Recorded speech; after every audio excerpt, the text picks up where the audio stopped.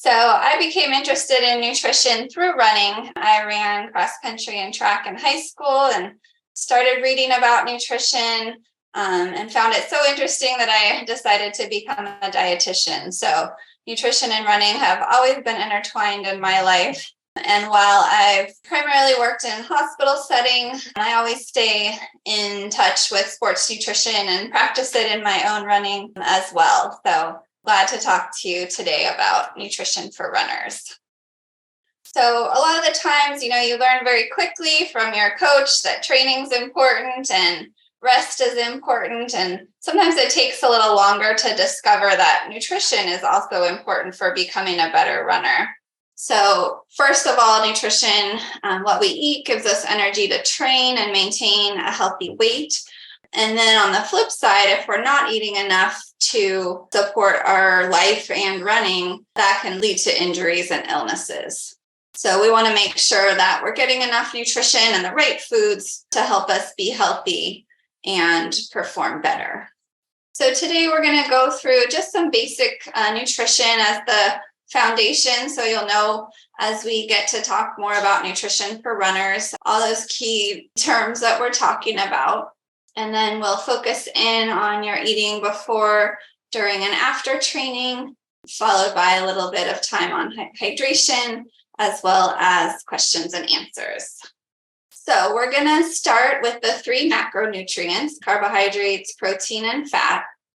So carbohydrates includes things like starch, sugar, lactose, glucose, fructose, and fiber. Fiber is a little different because it's a type of carbohydrate that's not digested by your gut, so it acts a little differently.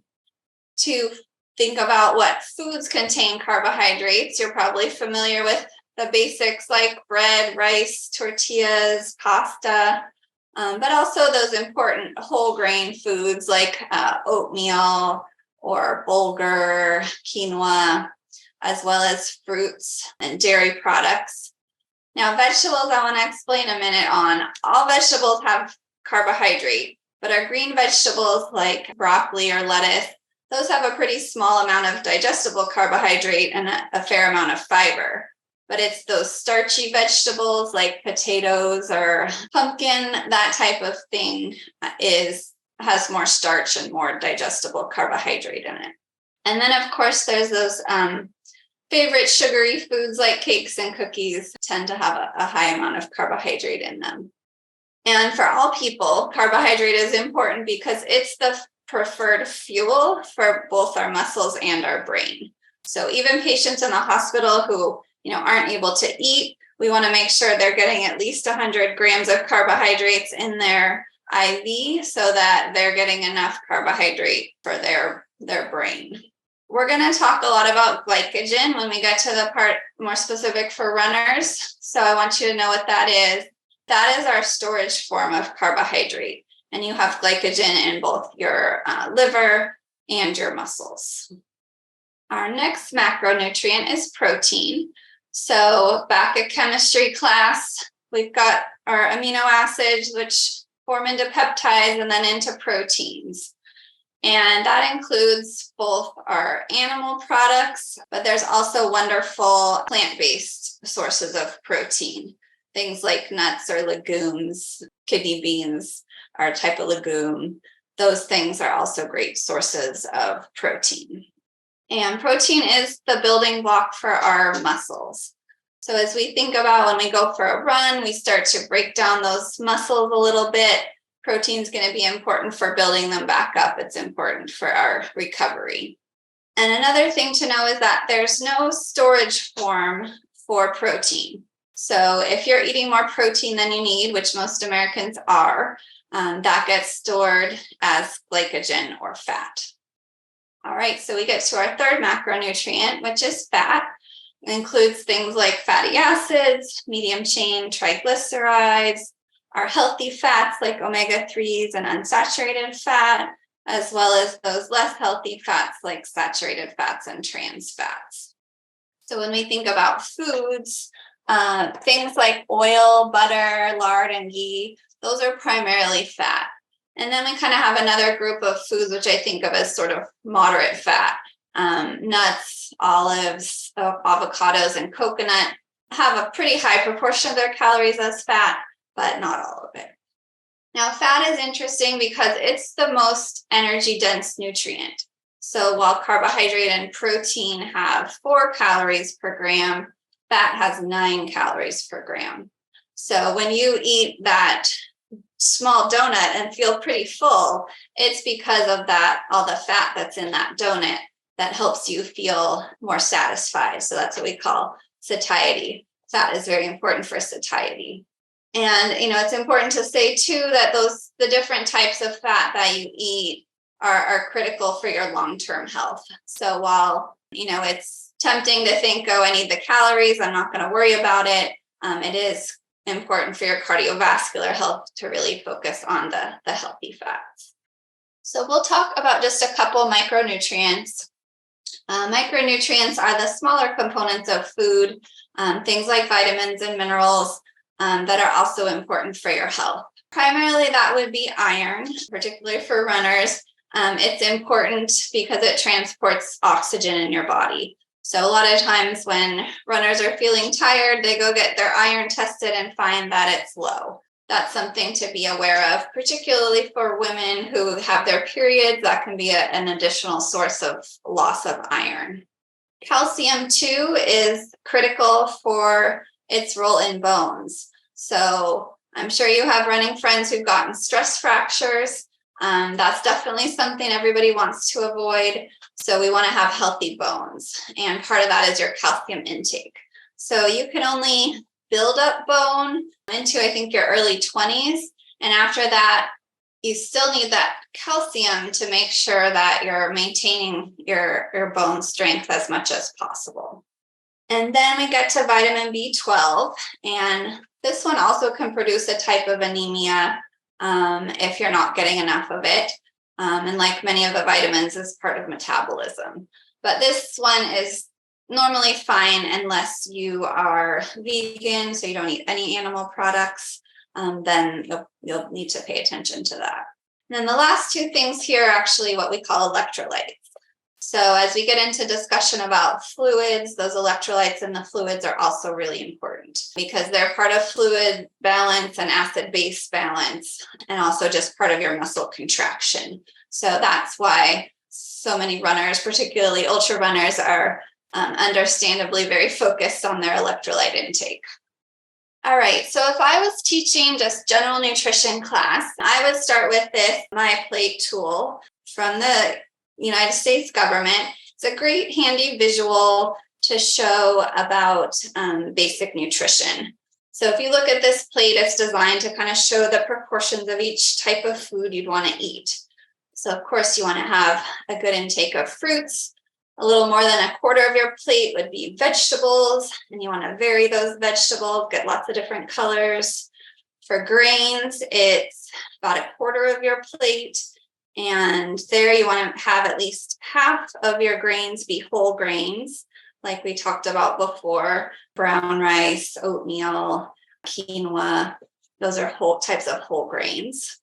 A quarter of your plate is protein, and that could be our animal proteins like meat and fish, or our plant-based proteins like tofu and nuts. And then you want to make sure you have a good source of calcium. So we've got a dairy products there on the side.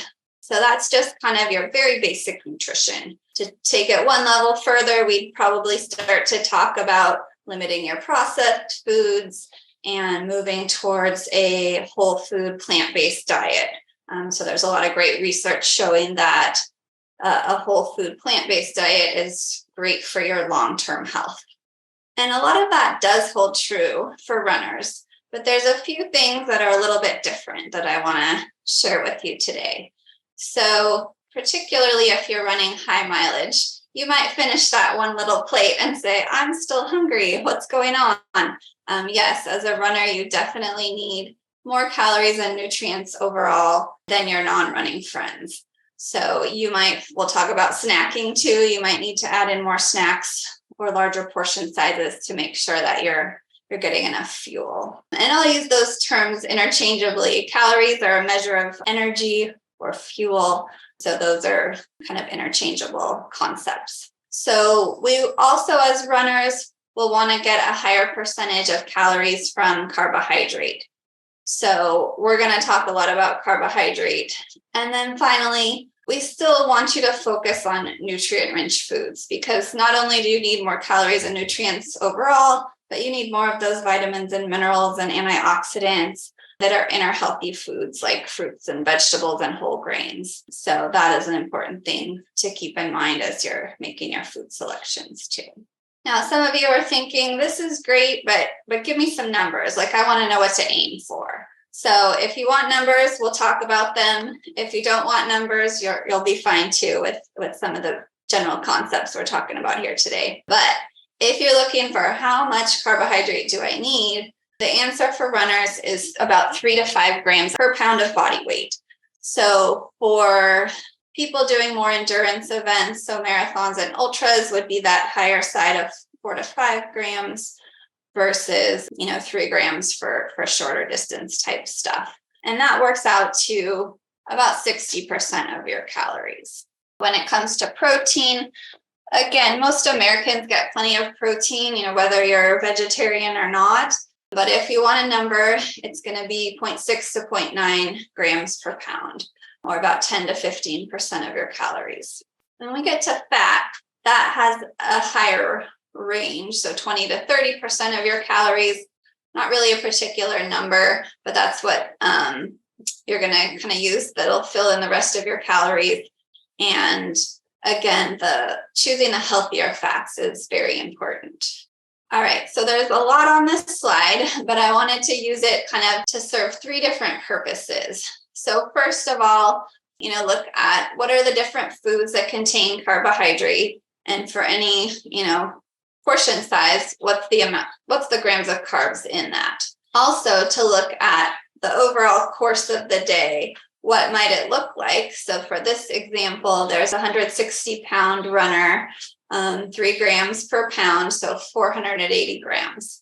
So I tried to come up with sort of a rough meal plan. So what might the day look like, focusing on the carbohydrate foods, and for that runner to get enough carbohydrates. So I think I got to close to 490 here. But thinking about what your day might look like, so if you start with that bagel and fruit yogurt, then maybe have a morning snack with some oatmeal and a medium fruit.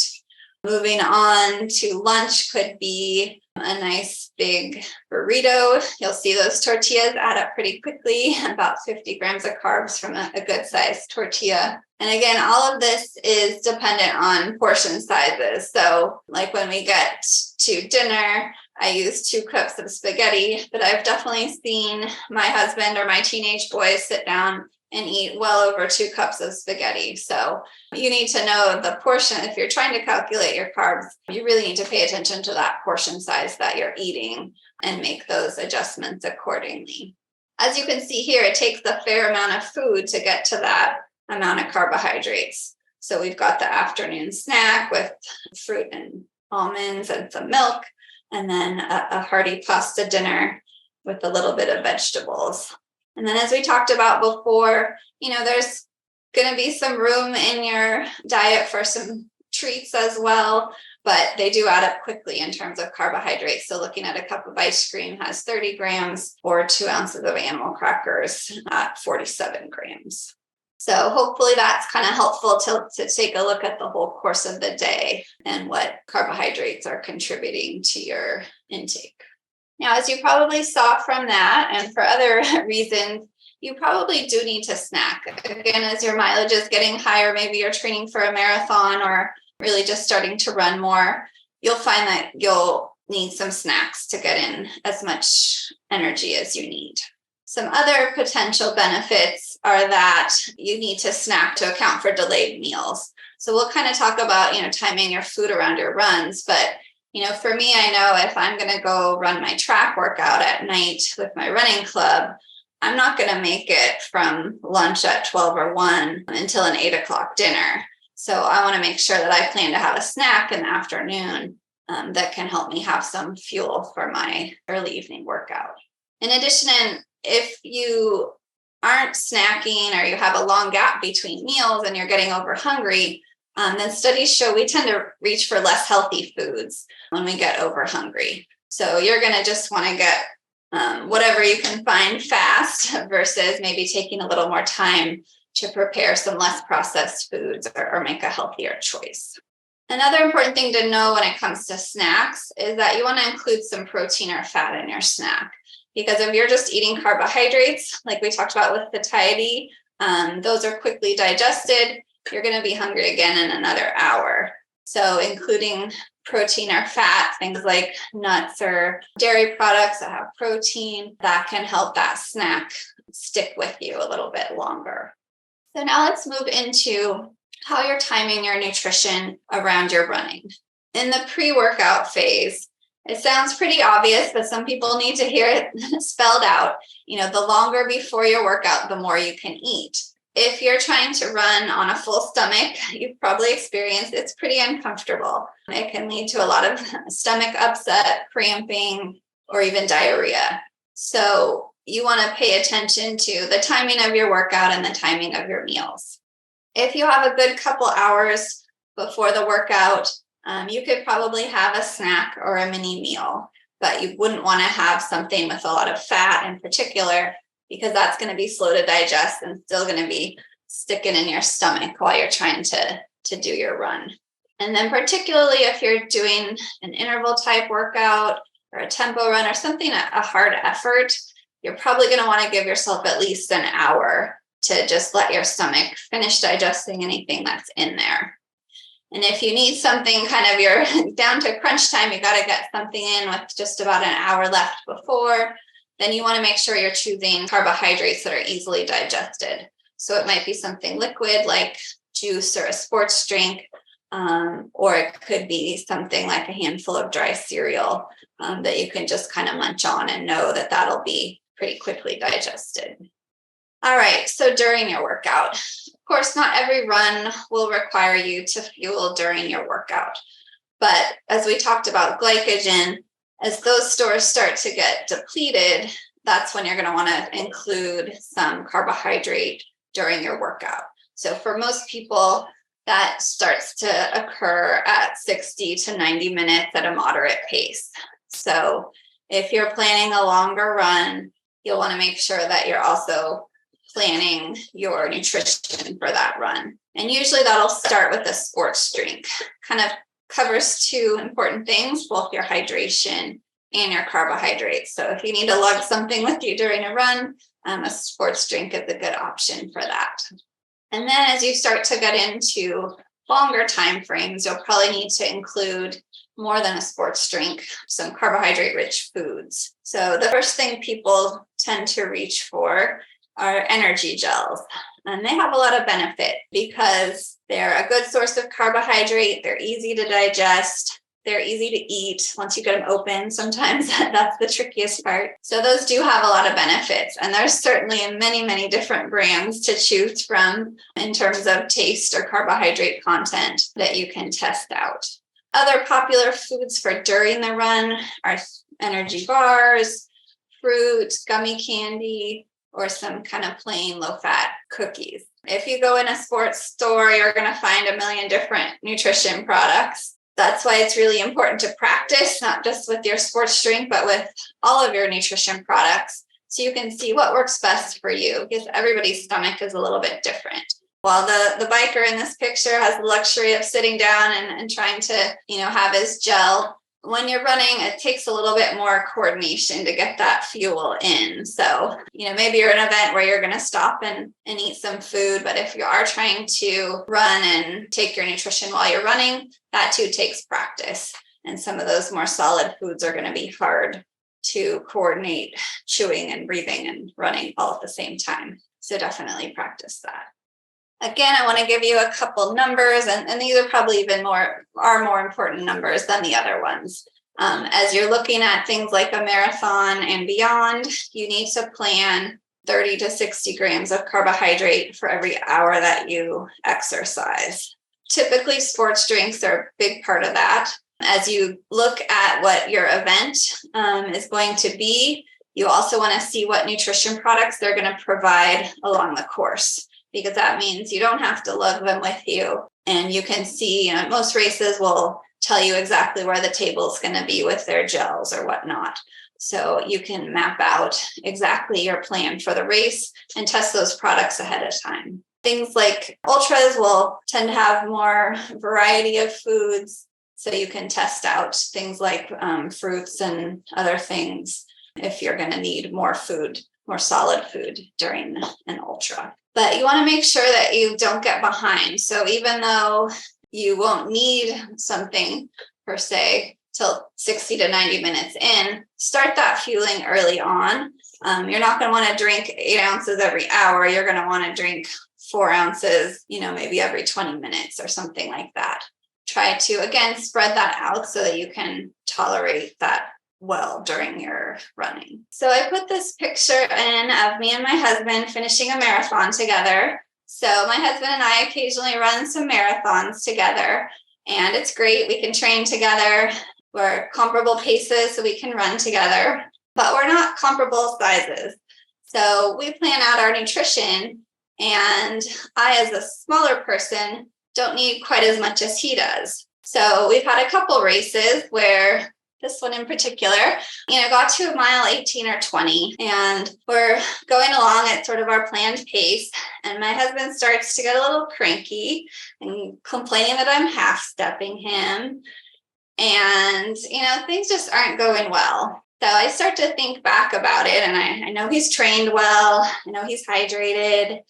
But, he as a bigger person is going to need more carbohydrates than I do for the same effort. So I said, honey, why don't you try this extra gel I have? Get in a little carbohydrate, because not only is glycogen important for your muscle, as we talked about it, it's important for your brain. So you can start to get cranky. That could be another sign that you don't have enough carbohydrate. We've all heard of the term hangry, along those same lines, that, it can affect how we're feeling, both from a muscle and brain standpoint. That's another important thing to be aware of. So in order to avoid the bonk, you kind of it helps to understand why that happens. So we talked about glycogen. You've got great stores in your muscle, but as you continue through that longer races, your muscle glycogen stores are getting depleted. So you start to get tired. Of course, your liver also has glycogen, and then you're going to start to use, fat and protein as fuel. But that liver glycogen, when that's getting used up, your brain and your muscles are going to start running out of carbohydrate. So again, you can feel cranky, lose focus, feel tired. So I like to think of the carbohydrate as the pilot light. So you've got fat stores, but you still need some carbohydrates to keep your body working well for those longer events. All right. And while we're talking about nutrition during the run, we have to talk about gastrointestinal problems. It's bound to happen to you at some point if it hasn't already. Everybody's different, of course. I can have an energy bar within 30 minutes of a moderate run and not have any stomach problems. But my son, who's also a runner, will not eat for 2 hours before he runs, pretty much no matter what. So you'll learn over time that how prone you are to cramping, or whether you can tolerate something within an hour or two before running. So as we talked about, it's really important to practice, because you have to figure out what works for you. So during those training runs, practice your fueling, practice your hydration. And along the same lines, you want to make sure that you're starting your hydration early, because dehydration slows your stomach emptying. So it's going to be harder for your body to absorb that water if you get behind on your fluids. As we think about some of the things that put us at higher risk of gastrointestinal problems, there are things like caffeine and fructose. So you've probably, a lot of energy gels now do have some caffeine in them, or you've probably read some studies or articles that caffeine helps your performance. And that is true to some effect, but you also have to know how you tolerate caffeine, because it also can speed up your GI tract and lead to diarrhea. So again, if that's something you want to do race day, you definitely want to test it ahead of time. And as we think back to the different components of food, things like fat, protein, and fiber will slow our stomach emptying. So if you know you have problems with running, then we want to avoid foods with fat, protein, and fiber in those couple hours before you're running, and really just focus on simple carbohydrates. On the flip side, though, if you're drinking things like Coke, so a lot of ultra races will have Coca-Cola at the aid stations because it's the highest source of carbohydrate and it's got caffeine, so it can be great. But some people can't tolerate that because it's too concentrated, particularly maybe if you're running at a harder effort, because that can also lead to too rapid stomach emptying, so diarrhea with more concentrated carbohydrate foods. Again, you're going to have to test what works for you, but I wanted to just kind of go through some of the common GI problems. All right, we've made it to our recovery time. Recovery includes, both your overall picture of nutrition.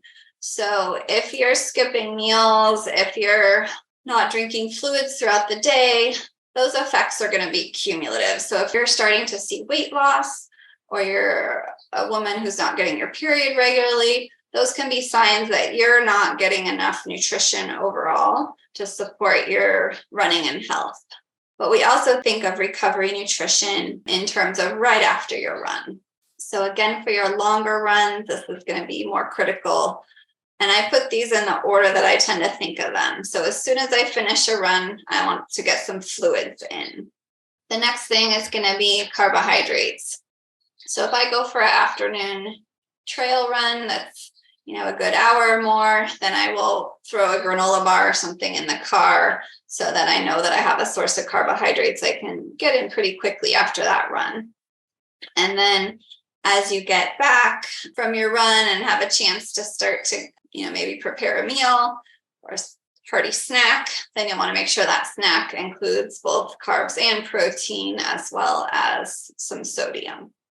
And then particularly for a long effort, a long run, you'll want to get fluids in and 50 grams of carbohydrate really as soon as possible to start to replete that glycogen that you've probably just been barely holding on with your fueling during your run. And then don't wait too long before you go to have a meal, again with protein and carbs and fat to help you recover from that long effort. So we've talked a little bit about fluids here and there, but that's also very important, of course, for your running. Fortunately, many people, it's very popular to carry around a water bottle these days, so that's great.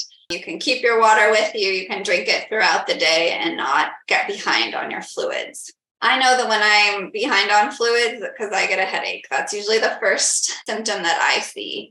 But if you let your dehydration progress, it can become very serious. Certainly impaired performance can be minor or major, but as it gets more severe, you might suffer symptoms like chills or nausea or heat exhaustion.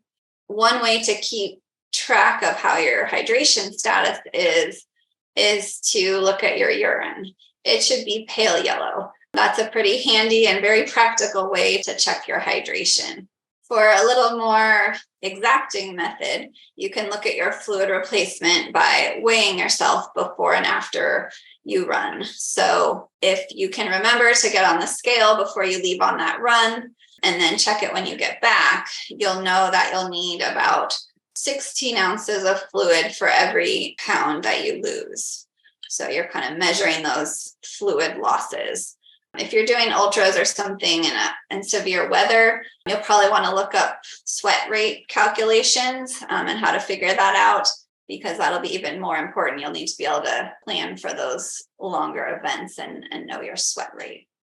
All right, so hopefully this has been helpful for you to learn about nutrition for runners.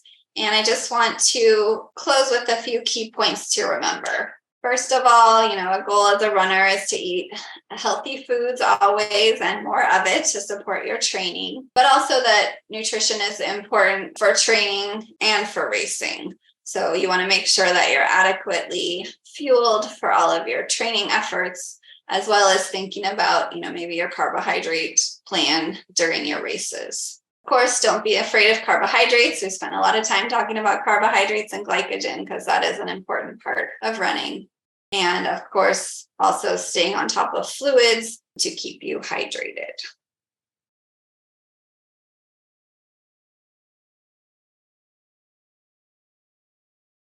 So it's a little bit tricky to be, trying to train and to change your body composition or your weight. Some people find, as they train and build up their mileage, that they'll lose a little bit of weight and maybe lose some fat, gain some muscle as just a natural part of that training. You definitely want to avoid any rapid weight loss while you're training because that's a sign that you're not getting enough fuel, and that will again put you at risk for injuries and illness.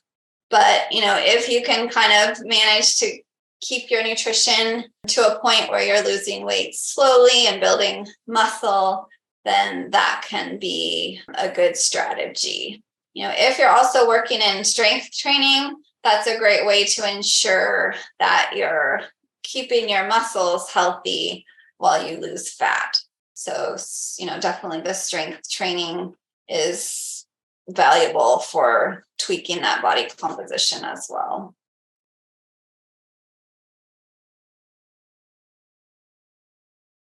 No, that's going to be a big difference. So, if you're looking to lose weight, we typically think about having about a 500 calorie deficit per day.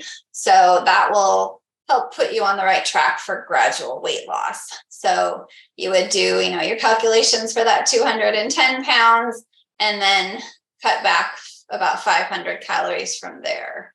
So we want to make sure that that weight loss is gradual. And that's one way to do it.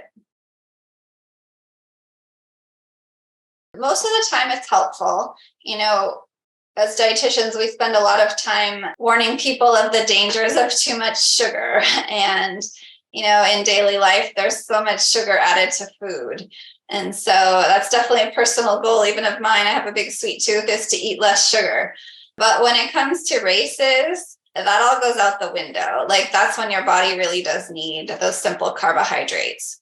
So again, as long as you can test it and make sure that that gel works for you, then it's going to be helpful. And the other important thing about gels is knowing that you take water with it. So you're going to be diluting that carbohydrate with some water so that it's not too concentrated. So make sure as you're doing your nutrition plan that you have access to some water when you're taking that gel. Yeah, that can be a tricky one. We talked a little bit about fiber and how that's something that's not easily digested by your body. That also can lead to more gas in your colon. So the first thing I would try is start to cut back on fiber in that time frame before you're running so that hopefully you have less gas while you're running.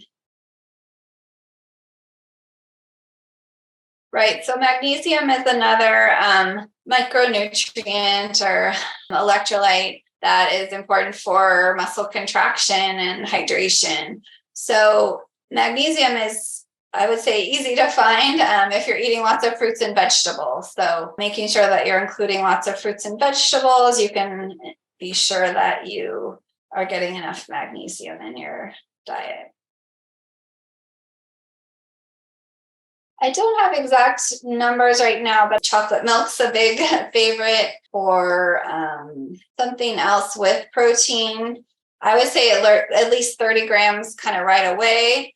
And then that meal that you're eating 2 hours later should have a good amount of protein in it as well.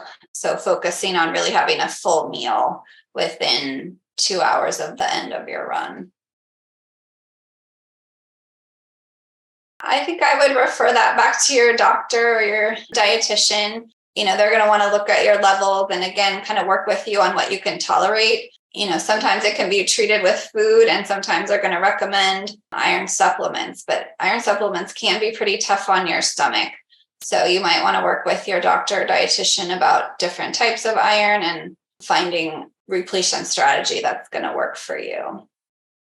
All right, so our first question: to best support training, when should food sources of carbohydrate and protein be consumed?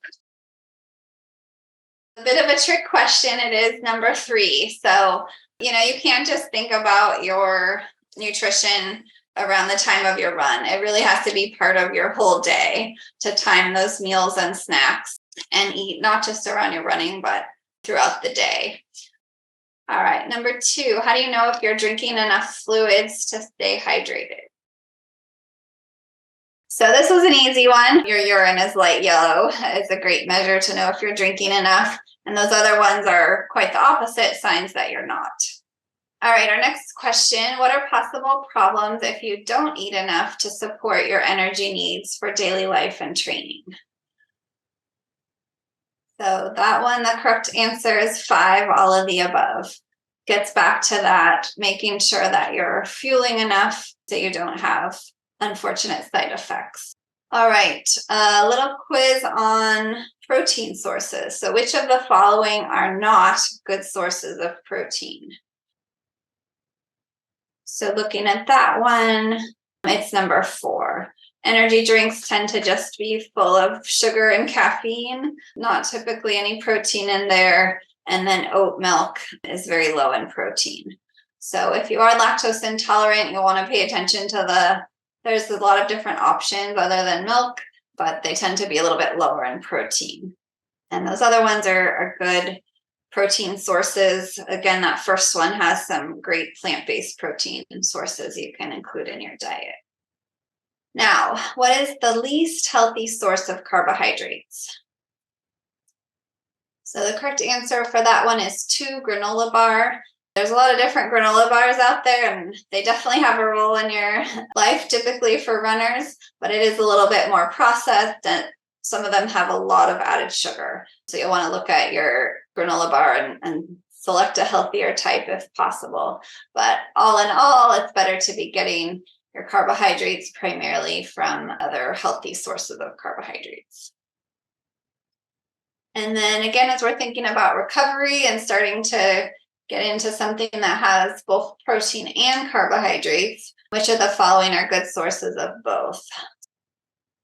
So the correct answer here is 5. Those all are good combinations that you can have both protein and carbohydrate. So great recovery foods. Okay, now thinking about avoiding gastrointestinal problems. What is a good food to eat 1 hour before running? So correct answer there is number 2, quickly digested carbohydrate. So those other foods have either fiber, protein, fat, or all of the above that are slow to digest and will take much more than an hour to be digested and probably be uncomfortable for you in your stomach while you're running.